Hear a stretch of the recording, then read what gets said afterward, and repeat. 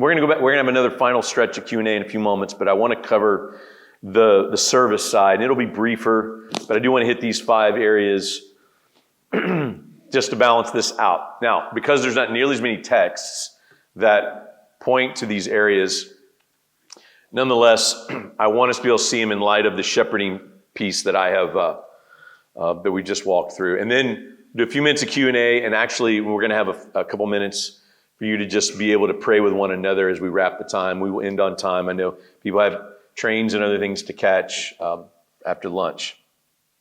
So the 5 B's of service. Number 1, building.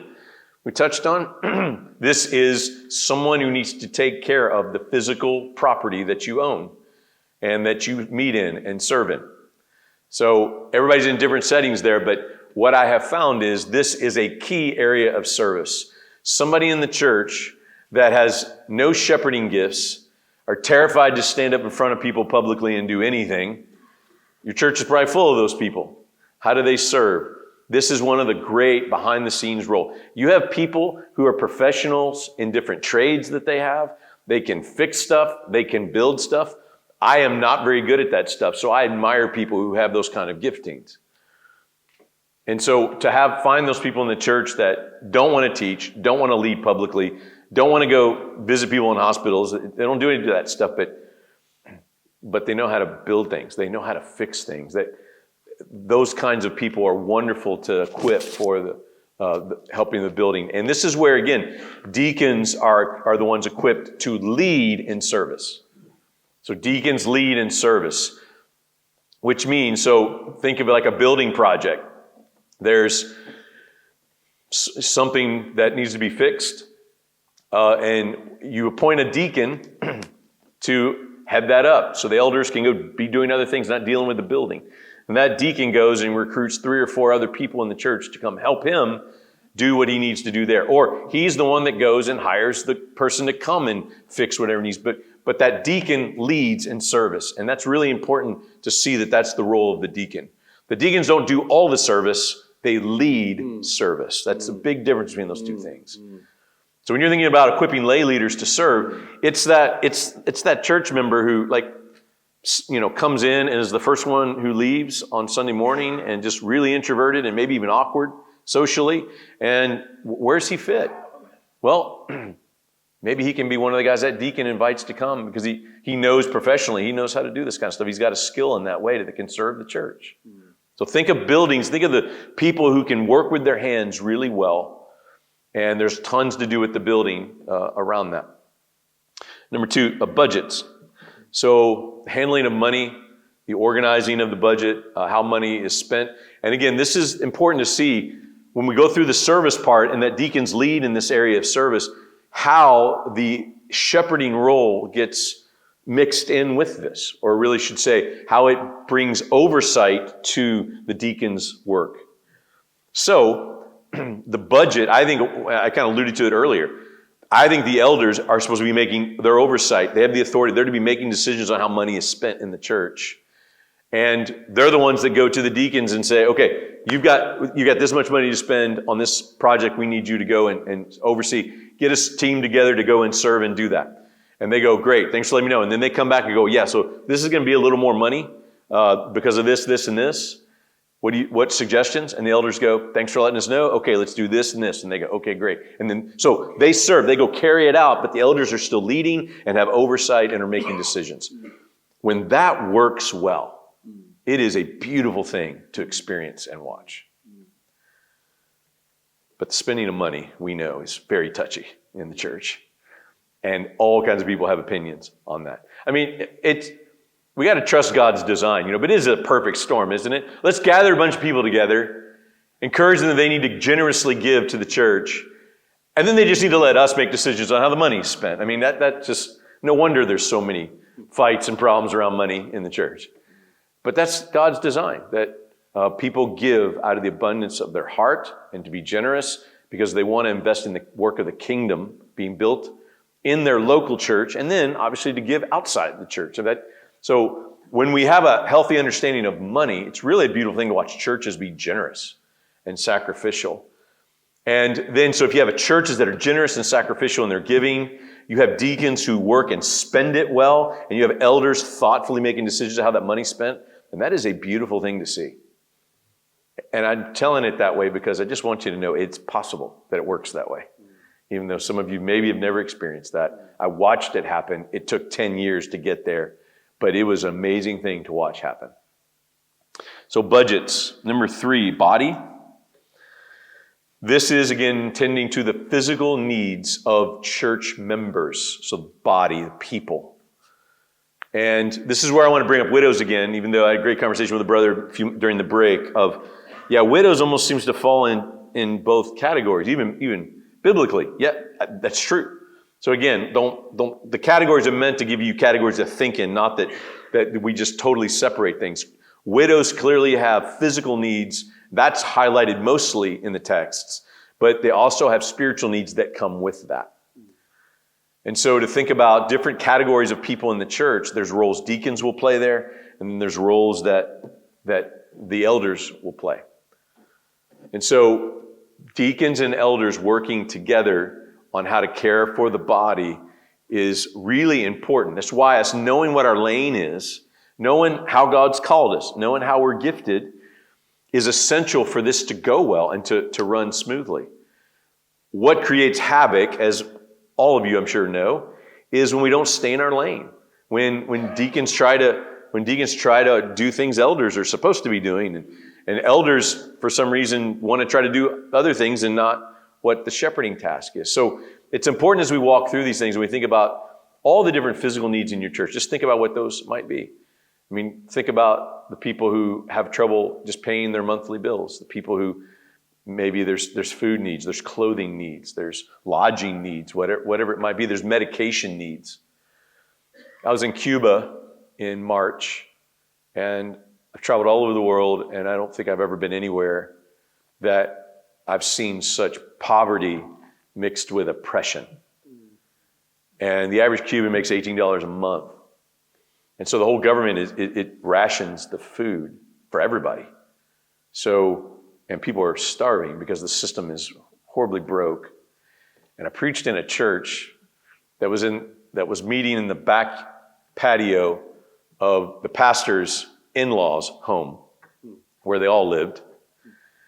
And this patio was just full of people, like 60 people, just wall-to-wall people in this place that had like a tarp over part of it. And I preached that morning at this church, and people just full of joy, and it's incredible to see. Well, you know the announcement time where we typically like the announcement, hey, so if you give to this mission offering, or if you want to contribute to this, you can do that. At the announcement time, they stood up and said, so-and-so needs this kind of medication because it's basically a life-saving medication she has to be able to take because of a condition she has. But the medicine's rationed and almost impossible to get in Cuba. It's where a lot of people from the States send things like food and medicine and those kind of things because it's rationed and terribly unavailable.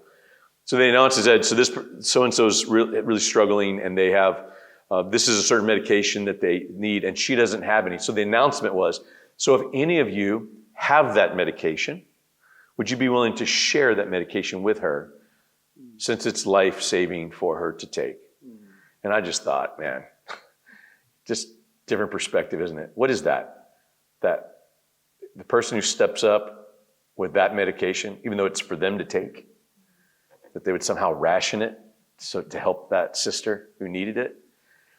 I think we in the West live in a very wealthy world, even though there's plenty of poverty around us, but we know that we certainly have first world problems.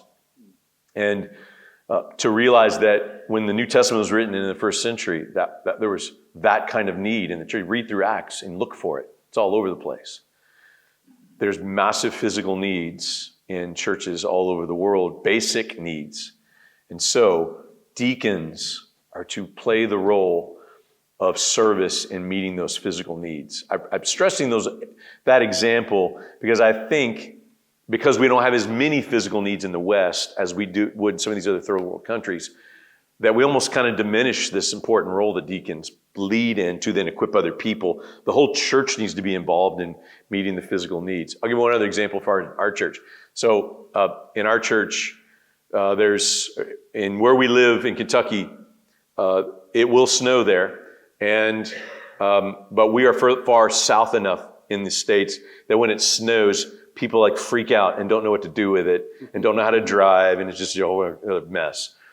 And so one of the things, so we don't have the equipment in our city to properly plow roads, and certainly not sidewalks and things like that. Well, I remember there's a big snow that came, and it just kind of shut down the whole city, and it went on for several days in the middle of the winter. And so we had widows in their homes that couldn't get out, and I remember just how encouraged I was to hear, without me, that there were deacons who then got teams of people together, typically like young college guys who've got like strong backs and can do this stuff. And they set up a team and went around and shoveled all the sidewalks and driveways of the widows' homes that day when the snow hit. A deacon led in the service and organizing of serving the body, and he included other people in that role. And that's what deacons are to do, and how lay people can serve the church in that way. So meeting physical needs, body. Last two. Borders. Yeah, the security. Just thinking about how do we keep our people safe? How do we have integrity in the way that we're functioning in caring for people well? You're going to have your own ideas of what, just think safety and think security. That may be somebody needing to stand at doors and monitor who might come in. In our church, we lived in our church is in a very urban area of South Louisville, and we had a lot of homeless people around that lived around our church. And so we had to be mindful. And the way our church was an older building for us, and so the way it was set up was strange in that, somebody could come in a side door and go and get access to where the nursery and the kids were, and nobody could know who was in the main sanctuary. So we just had to place people in certain spots to make sure it was just for safety reasons around the church. And so whatever that is for you, borders, deacons, it's a wonderful role to play, and that's what deacons can do. They lead in it. So if somebody takes a responsibility for something like that, and then they equip other people to help and be a part of it. So we had a security team, and so there was a rotation of people. There was usually one person who was walking the premise indoors and out through the whole service. That time people were in the church. And of course, they're missing church, so we don't want them to do it a lot. So they built a big team. So one person's doing that maybe once every 2 months. But that was something we felt like we had to do to keep people safe based on the area where we lived and ministered. Last one, bums. Where do people sit? Where do people gather? That is an important part of the public gathering that we don't think about. We don't think this is important, do we? Until all of a sudden we walk in one room and there's no chairs set up. And that's where we're supposed to meet. So think about the people. And by the way, anybody who is physically able can help set up chairs, clean pews, clean the places that we gather in and meet. And so deacons, again, leading in the service of that to then recruit and empower lay leaders to be able to do things along those lines of service. Okay, I'm going to stop there. Let's enter into just a couple more minutes of Q&A. Anything around service or shepherding, how it goes together over here? Ray, we got one over here.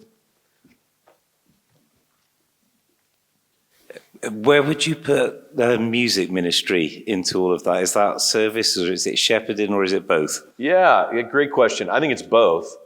So, and again, that's the thing. Whatever role you're thinking about, that'd be a good exercise, by the way, especially if you traveled with people on the way home.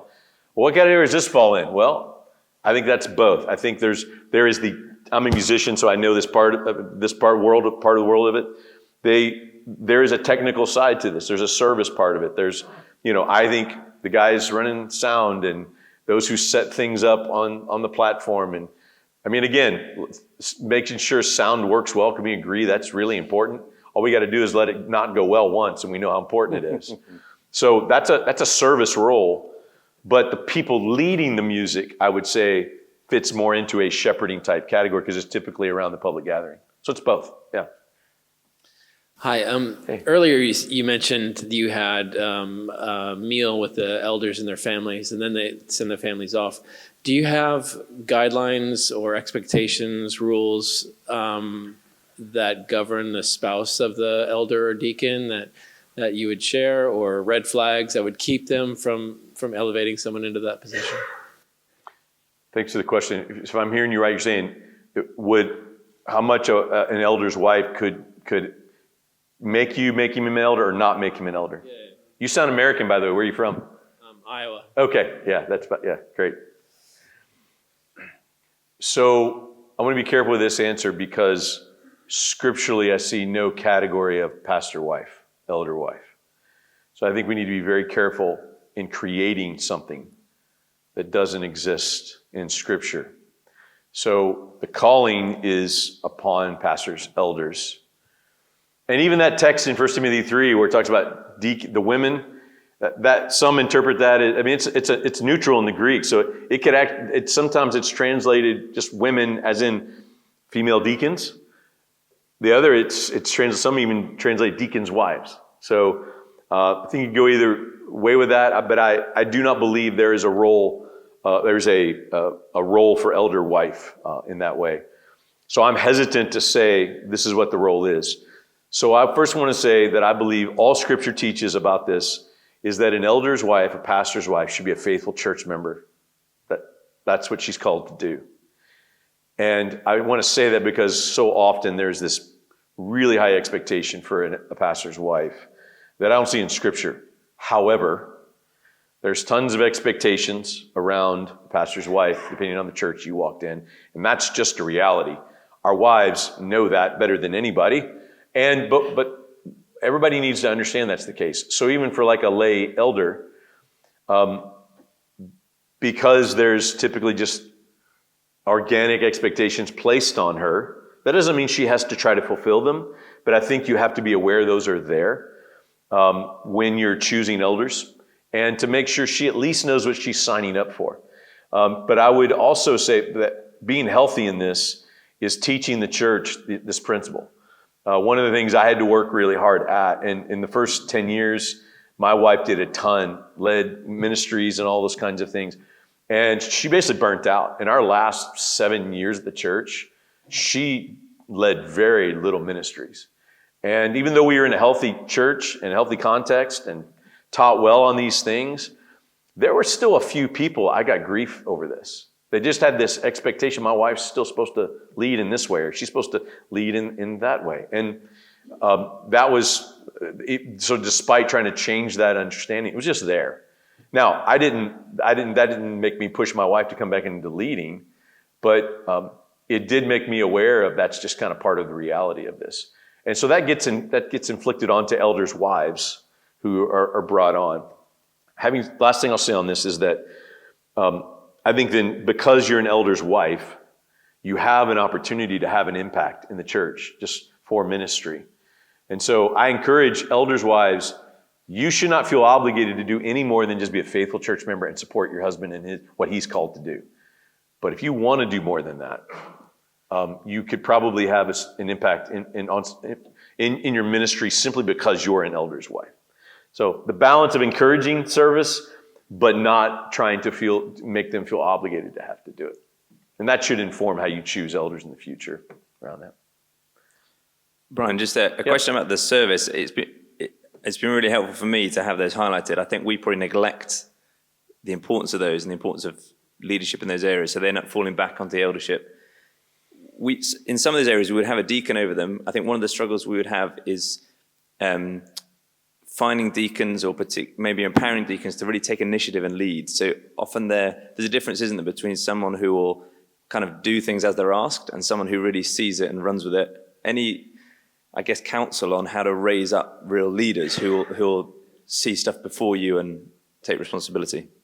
Yeah, and I'm sure that's a really common thing a lot of people are facing. And it's what I walked into. I walk into deacons who were pseudo-elders didn't qualify as elders and weren't serving as deacons. So it's like, that's what I had to try to figure out how to work with. So as I worked with them, those two parallel tracks I talked about, as I'm working with them, doing what I can with them, I'm over here trying to raise up kind of the ideal kind of deacon that I want to help reestablish what a deacon really is in our church. And I found that guy and really invested in him, raised him up. He became a deacon. And then again, slowly, we're talking, 5 to 10 years of this. But when he became a deacon, two things happened. These current deacons saw that how he was approaching deacon ministry was different than them. One of two things happens over the course of a decade, I'm convinced, if the Spirit's working in that place. The current deacons see that man, and they are either challenged to step up and start really serving as a deacon, or they realize they're not a deacon, and they step away. I think that takes 10 years. Not all the time, obviously, but so I think raising up the person and then put him in that role, you're beginning to set a whole new bar. And all it can do is at least it challenges the current deacons in however they're approaching this. Now, they can stay stubborn about that for 30 years and not change and just still want to stay a deacon. That's obviously very possible. But I think that's the road to figure it out. And I think it's true with elders too. Get somebody who is qualifies and truly understands what this role is, and let them come in and do it well in front of the deacons, in front of those elders, and that can challenge them to step up, or hopefully to step away. Yeah.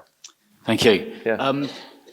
Talking about having someone stay in a role for 30, 40, whatever years, is there any inbuilt sort of review after periods of time? Not necessarily in a contractual way like you might have in the secular world, but a sort of an expectation that there's an opportunity for roles to be reviewed on both sides. In short, yes, if I'm following your question. So yeah, I think there's always an opportunity to review those things. I think we should always be seeing at least the roles of elders and deacons as fluid, as flexible, and they should be evolving even if we have the right people in place anyways. I think a practical way to kind of deal with some of these things is to set term limits for elders and deacons for the sake of those people serving, as well as it's a natural flow of opportunity to remove somebody who's maybe not helpful. I mean, kind of the permanent appointment of anybody for anything is probably not a great idea for a lot of reasons. So, I think a healthy practice of that. Let's say you have a term. Let's say you have to do 3 years. This is what a lot of churches will do: 3 years of elders serve as an elder or deacon, 3 years on, and then maybe 1 year off, and then another 3, or you do 3 and 3. And then you're forced in that 7th year to take a year off. And then you don't come back on as an elder or deacon until the church would reaffirm you for another term after that. And what that does is not only gives you a chance to have an out, it gives them a chance to step out, but it also gives the church an opportunity to reevaluate. Are you still somebody who should be an elder or deacon? I think a version of that is healthy. Yeah, but it just depends on the place. We got one more. We'll do one more question, and then I want to move to some time to pray together. It's just a particular question in terms of out with the pulpit, the ministry of the word, obviously children's ministers and things like that. Should that be under the oversight of the elders? And if so, how should that be actioned? It might not just be children's ministries. It might be other ministries like small group ministries and things like that. Yeah, no, it's good. So the quick answer is yes, because it should all go under the elders ultimately, because they have the oversight.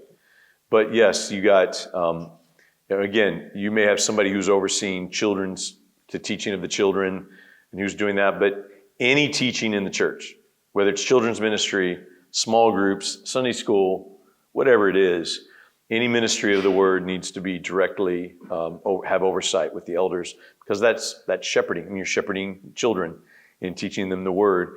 You also have to realize the element, and this is all throughout the New Testament. You see it in Titus and and Timothy, the call of elders to guard the flock by guarding false teaching. So that's a direct responsibility of the elders when any teaching would be going on in the church. I had a wolf in teaching Sunday school in the children in our church, and they were a wolf in sheep's clothing. They were mistreating my children in class, and we didn't know until somebody substituted in and saw it. And thankfully, my two oldest kids don't remember that, what was going on and the way they were treated. But that's I mean, you never know what's going to happen in children's classes. So, and so we were able to deal with that. But yeah, my children don't remember those days. That's either it didn't harm them, or it'll come out in therapy later. We'll see. But make no mistake, the elders are called to watch over the flock. I mean, that's Acts 20 to the T, like to protect from the wolves and the false teaching.